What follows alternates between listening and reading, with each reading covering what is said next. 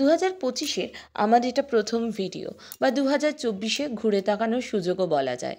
2024 আমাকে অনেক কিছু শিখিয়েছে। অনেক কিছু যেমন পেয়েছি তেমন অনেক কিছু শিখেওছি।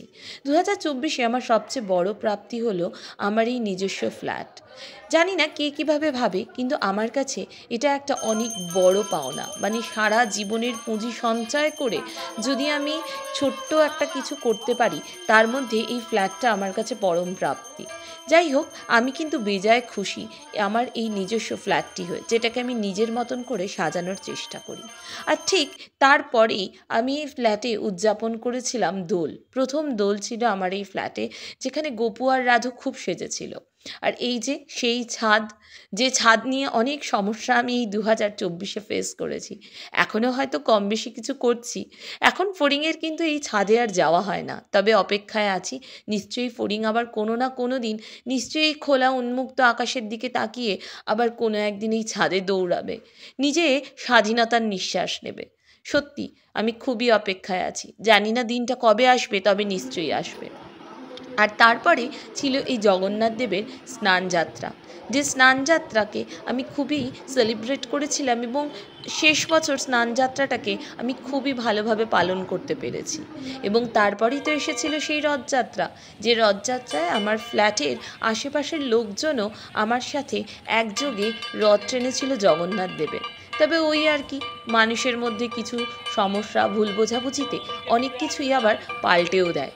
যাই হোক, সেসব মনে না রেখে বাকি বছরটাও আমরা এগিয়ে নিয়ে গেছি। আর তার মধ্যেই এই এক টুকরো আনন্দ ছিল জনটির, যেটা উপভোগ করছিল ফড়িংও। এই যে জনটি একটা বেশ পতাকার ভিডিও বানিয়েছিল 15ই আগস্ট। ওর আবার এগুলোর বড্ড শখ। যাই হোক, আমিও ভিডিওটা বেশ করে দিয়েছিলাম। সুন্দর না? আর ফড়িংও অবাক চোখে তাকিয়েছিল যে কি স্বাধীনতা। আর তারপরেই আমার বাড়িতে অ্যাজ ইউজুয়াল পালন হয় জন্মাষ্টমী। যাই হোক, জন্মাষ্টমীও বেশ ধুমধাম করেই পালন করেছিলাম। তারপরে এসেছিল আমার এই বড় গণেশ। যদিও প্রত্যেক বছর কিন্তু আমি ছোট গণেশই পুজো করি, কিন্তু এই বছর জনটি বেশ একটা বড় গণপতি বাপ্পাকে আমাদের বাড়িতে নিয়ে আসে। আর তারপরেই ঘটল এক সেই বিশাল ঘটনা, যা পুরো পৃথিবীকে নাড়িয়ে দিল, তিলোত্তমা কাণ্ড। আমরাও গেছিলাম সেই তিলোত্তমা কাণ্ডে সামিল হতে, ওদের পাশে দাঁড়াতে। তো সেই সময়টাও একটা অদ্ভুত সময় ছিল। তারপরে এলো দুর্গাপুজো, যেখানে মা সব অশুভ শক্তির বিনাশ করে শুভ শক্তিকে নিয়ে আসতে চেয়েছিল। তো আমিও আমার মা দুর্গার একটা ছোট্ট প্যান্ডেল বানিয়েছিলাম এবং মাকে পুজো করেছিলাম। এবং এই সব কিছুর মধ্যেই একটা ক্রাফটস বানিয়েছিলাম, যে ক্রাফটসটা খুব সবার পছন্দের জায়গা তৈরি করে নিয়েছিল। সেটা ছিল আমাদের প্রথম বাড়ি। এই ভিডিওগুলো তোমরা হয়তো এইভাবে ভার্টিক্যালি দেখছো, কারণ ভিডিওগুলো আমি ছোট ছোট ক্লিপিংস থেকে নিয়েছি।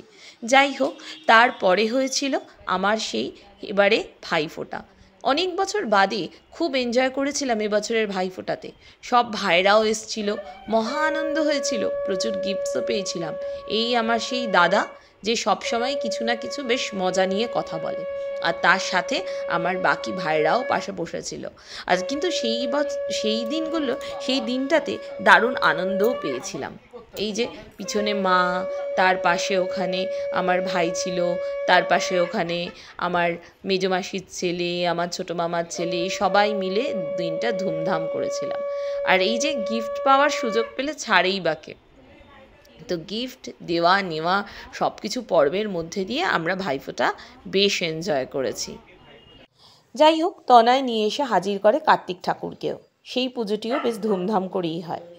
আর 2024-এর শেষে জনটি আমাকে গিফট করে এই সুন্দর ছবিটি। আর এই যে ঘন্টাটা দেখছো, এটাও আমার গিফট করে আমার এক বন্ধু ময়ূরী লাস্ট বছরে। সত্যি এই দুটোই আমার কাছে খুব বড় গিফট এই 2024-এ। আর এই ছবিটি তো খুব অদ্ভুতই সুন্দর, যত তাকিয়ে থাকি ততই মনে হয় তাকিয়ে থাকি, চোখ আর ফেরানো যায় না। 2024টা এইভাবেই শেষ হলো। 2024-এর শেষে আমার বাড়িতে ঘুরতে এসেছিল রিনি, কৃষ্ণ আর আমার শাশুড়ি মানে মামনি। তো সবাই মিলে ভীষণ এনজয় করেছিলাম। ডিনারে গেছি মাকে নিয়ে, সবাই মিলে খুব আনন্দ হয়েছে। যাই হোক, এইভাবেই বছরটা শেষ হয়েছে। আশা করি তোমরাও বছরটা ভালোই কাটিয়েছো। দেখা হবে আবার অন্য কোনো ভিডিওতে। আর চ্যানেলটাকে কিন্তু সাবস্ক্রাইব করতে ভুলো না।